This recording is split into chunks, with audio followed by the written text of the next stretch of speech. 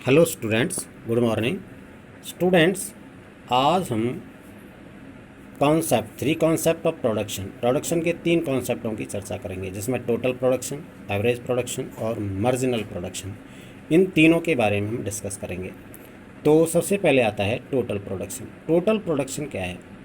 Total production is the total amount of goods and services produced in A given period of all units of labour along with the other factors of production. यानी जो total production है वो total amount है किसका? Goods and services का, जो produce किए गए हैं एक गिवन पीरियड में, यानी एक निश्चित समय में जितना कुल उत्पादन वस्तुओं और सेवाओं की जो कुल उत्पादन हुई है by using all units of labour along with other factors of production. किसके द्वारा हुई है? लेबर के द्वारा हुई है और दूसरे जितने भी उत्पादन के फैक्टर्स जो कारक होते हैं उनके साथ, यानी उत्पादन के दूसरे कारकों के साथ श्रम एक निश्चित अवधि में जितनी वस्तुओं का उत्पादन करता है उसके कुल मात्रा को टोटल प्रोडक्शन कहते हैं। इसका फॉर्मूला है TP = AP × L।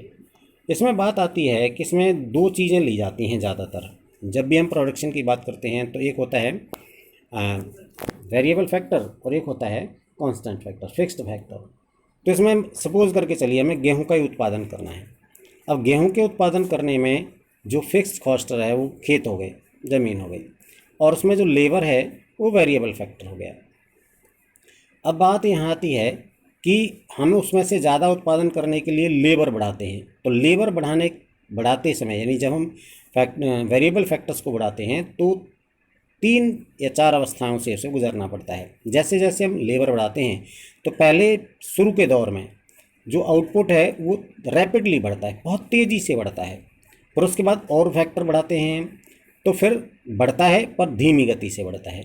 उसके बाद एक ऐसा स्टेज आता है जहाँ वो जो उत्पादन है वो कांस्टेंट हो जाता है, और उसके बाद फिर और अगर हम फैक्टर्स बढ़ाते हैं तो उत्पादन घटना शुरू हो जाता है। यानी पहले उत्पादन तेज़ी से बढ़ता है, फिर धीमी गति से बढ़ता है, फिर शिथिर होता है, और शिथिर होने के बाद फिर घटना शुरू हो जाता है।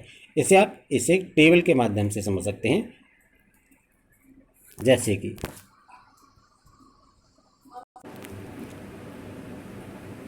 आप देख रहे हैं इस टेबल में जब हम बात करते हैं तो जो हेक्टेयर्स यानी फील्ड जो हमारे हैं वो कांस्टेंट हैं। एक ही यूनिट का हमने यूज़ किया गया है, पूरी यहाँ से यहाँ तक एक ही यूनिट है। उसके बाद इसके में हम लेबर की यूनिट्स बढ़ाते हैं। तो जब हम पहली यूनिट हमारी यूज़ करते हैं तो हमारा टोटल प्रोडक्शन 2 यूनिट, यानी एक यूनिट पर प्रोडक्शन 2 होता है।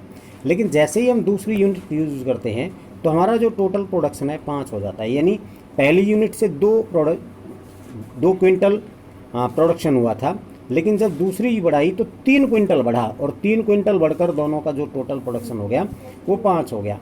इसी प्रकार जब हमने थर्ड फैक्टर को बढ़ाया, थर्ड यूनिट बढ़ाई, तो थर्ड यूनिट बनाने के बाद हमारा जो टोटल प्रोडक्शन है वो 9, यानी तीसरी यूनिट बनाने पर जो इंक्रीमेंट हुआ थर्ड यूनिट का वो है 4 क्विंटल, यानी 4 क्विंटल, यानी तेज़ी से बढ़ रहा है। यहाँ जो उत्पादन बढ़ा है इस दौर में यहाँ से यहाँ तक वो तेज़ी से उत्पादन बढ़ा है। उसके बाद लेकिन जब हम फोर्थ यूनिट यूज़ करते हैं तो फोर्थ यूनिट यूज़ करने पर जो हमारा टोटल प्रोडक्शन है वो 11 क्विंटल होता है। 11 क्विंटल का मतलब है कि अब मात्र 2 क्विंटल बढ़ा है। पहले दो था, फिर 3 हुआ, फिर 4 हुआ, और फिर अब वापस 2 क्विंटल हो गया। तो यहाँ कहने का मतलब ये है कि चौथी यूनिट पर अब वो धीमी गति से बढ़ना शुरू हो गया। पहले तेज़ी से चला, फिर धीमी गति से हुआ। लेकिन अगर आप चले 5वीं यूनिट जब आप यूज़ करते हैं तो आपका जो टोटल प्रोडक्शन है वो मात्र 12 क्विंटल, यानी 1 क्विंटल की इंक्रीमेंट हुई है अगली यूनिट पर। और उससे अगर आप छठी यूनिट पर चलते हैं तो जो प्रोडक्शन है हमारा वो बढ़ना बंद हो जाता है, रुक जाता है। तो यहाँ कांस्टेंट हो गया है। और उसके बाद अगर हम यूज़ करते हैं तो फिर हमारा जो टोटल प्रोडक्शन है वो 11 क्विंटल हो गया, यानी घट गया। तो कहने का मतलब ये है कि जो प्रोडक्शन है वो इस तरह से चलता है, पहले तीव्र गति से बढ़ता है, फिर धीमी गति से बढ़ता है, फिर शिथिर होकर घटना शुरू हो जाता है। अब ऐसा होता क्यों है कि जब हमारी कांस्टेंट फैक्टर पर यानी फिक्स्ड फैक्टर पर वेरिएबल फैक्टर की कम यूनिट लगी होती हैं तो जो फिक्स्ड फैक्टर है उसका टोटल जो यूटिलाइज है वो बढ़िया से नहीं हो पाता, ठीक से कुशलतापूर्वक उसका यूटिलाइज हम नहीं कर पाते हैं। इफ़िशियंटली यूटिलाइज नहीं होता। तो जैसे जैसे हम यूनिट बढ़ाते हैं लेबर की, तो उसका इफ़िशियंटली यूटिलाइज होना शुरू होता है और उत्पादन बढ़ना शुरू हो जाता है। लेकिन फिर जब एक स्टेज आ जाती है कि जब उसका वो इफ़िशियंटली यूटिलाइज होना शुरू होता है, तो उसके बाद जब यूनिट बढ़ाते हैं तो उस पर भीड़ भाड़ इकट्ठना शुरू हो जाती है, मैनेजमेंट की प्रॉब्लम आना शुरू हो जाती हैं और कई तरह की दिक्कत होने शुरू हो जाती हैं, जिसके कारण उत्पादन घटना शुरू हो जाता है। एक बात ज़रूर है कि टोटल प्रोडक्शन जो है वो ऑलवेज पॉजिटिव होता है, नेगेटिव और ज़ीरो नहीं होता है। उसके बाद आता है मार्जिनल प्रोडक्ट। मार्जिनल प्रोडक्ट का मतलब है marginal product is the change in total product due to the application of one more और less than unit of variable factor. यानी जो हमारी वेरिएबल फैक्टर है उसका एक इकाई अधिक या कम प्रयोग करने से जो टोटल प्रोडक्शन में चेंज आता है उसे मार्जिनल प्रोडक्ट कहते हैं। यानी एक अधिक इकाई का यूज़ करो तब परिवर्तन आएगा टोटल प्रोडक्शन में, या कम इकाई का प्रयोग करो तो भी टोटल प्रोडक्शन में जो चेंज आएगा उसे हम मार्जिनल प्रोडक्शन कहते हैं। इसे एमपी से डिनोट करते हैं और इसका जो फॉर्मूला है वो है MP is equal to TPN minus 1, यानी n वस्तुओं के टोटल प्रोडक्शन में से n-1 वस्तुओं के टोटल प्रोडक्शन को घटा दिया जाए। टीपी टोटल प्रोडक्शन के लिए प्रयोग होता है। दूसरा इसका फॉर्मूला है TP is equal to delta T, MP is equal to delta TP upon delta L. Delta जो शब्द है, ये जो ट्रायंगुलर शेप जो है ये है, इसको हम डेल्टा कहते हैं और ये चेंज को दर्शाता है। तो डेल्टा टीपी का मतलब है चेंज इन टोटल प्रोडक्शन और डेल्टा एल का मतलब है चेंज इन लेबर। तो ये इसका यूज है। इसको भी आप एक टेबल से समझ सकते हैं। जैसे कि ये टेबल आप देख रहे हैं, इसमें unit of land, unit of labour, total production और मार्जिनल प्रोडक्शन चारों कॉलम को दर्शाया गया है। तो यहाँ आप देख रहे हैं कि जब जो हमारी लेबर की यूनिट है वो जीरो है तो टोटल प्रोडक्शन भी जीरो है और उस समय मार्जिनल प्रोडक्शन नहीं है, क्योंकि जब लेबर का यूज ही नहीं कर रहे हैं तो मार्जिनल प्रोडक्शन का मतलब ही नहीं बनता है।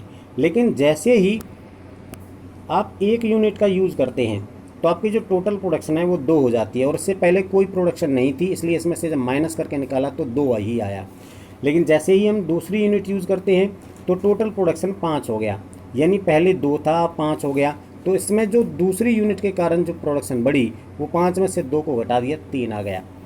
इसके बाद तीसरी यूनिट यूज़ करने पर 9 टोटल प्रोडक्शन हो जाता है और इससे पहले 2 यूनिटों का हमारे पास 5 था, उसमें घटाने के बाद 4 आ गया।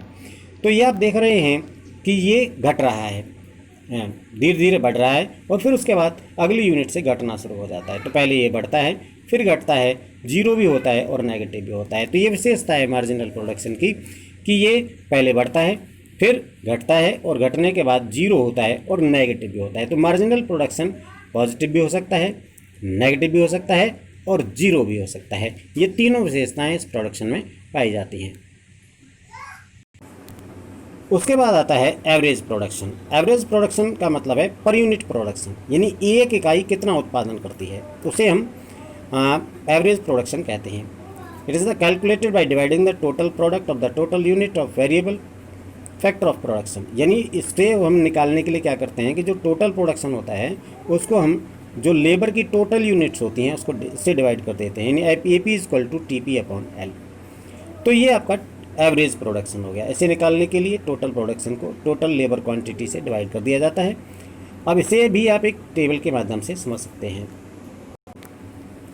इसमें आप देख रहे हैं unit of land hectares, unit constant है, फिक्स्ड है, और जो यूनिट ऑफ लेबर हैं वो बढ़ रही हैं, टोटल प्रोडक्शन है वो भी बढ़ रहा है और उसके बाद एवरेज प्रोडक्शन निकाला है। तो यहाँ प्रोडक्शन निकालने का सीधा तरीका है। आप इसको गौर से अगर देखें तो यहाँ आप देखिए टोटल प्रोडक्शन, हमारा जो फॉर्मूला है total production upon unit of labour, तो 2 को 1 से डिवाइड कर दिया, एवरेज प्रोडक्शन निकालने के लिए 2 ही आ गया, ये 2 आ गया। उसके बाद अगले में टोटल प्रोडक्शन 5 है, लेबर की यूनिट 2 हैं, तो 5 को 2 से डिवाइड कर दिया आपने और 2.5 आ गया। उसके बाद अगर आप चलेंगे लेबर की यूनिट 3 और जो टोटल प्रोडक्शन है वो 9, और 9 को 3 से डिवाइड कर दिया तो आपके पास कितना आ जाता है, 3 क्विंटल या जो भी आपकी क्वांटिटी है। इस तरह यानी टोटल प्रोडक्शन को अगर हम labour of unit of labour से डिवाइड कर देते हैं तो हमारे पास एवरेज प्रोडक्शन आ जाता है। एवरेज प्रोडक्शन में भी वो तीनों विशेषताओं के अनुसार कुछ पाया जाता है। जैसे कि आप जानते हैं जो टोटल प्रोडक्शन था वो पॉजिटिव रहता है, ना नेगेटिव होता है ना जीरो होता है। मार्जिनल प्रोडक्शन पॉजिटिव भी हो सकता है, नेगेटिव भी हो सकता है, जीरो भी हो सकता है। एवरेज प्रोडक्शन में भी टोटल प्रोडक्शन के गुण पाए जाते हैं, ये भी हमेशा पॉजिटिव ही रहता है, ये ना तो जीरो होता है और ना ही नेगेटिव होता है। तो ये इसकी विशेषताएं हैं और इन तीनों कॉन्सेप्टों के बारे में हमने ये चर्चा की है। और आज इतना ही स्टूडेंट्स, बाकी अगले लेक्चर में। Thank you.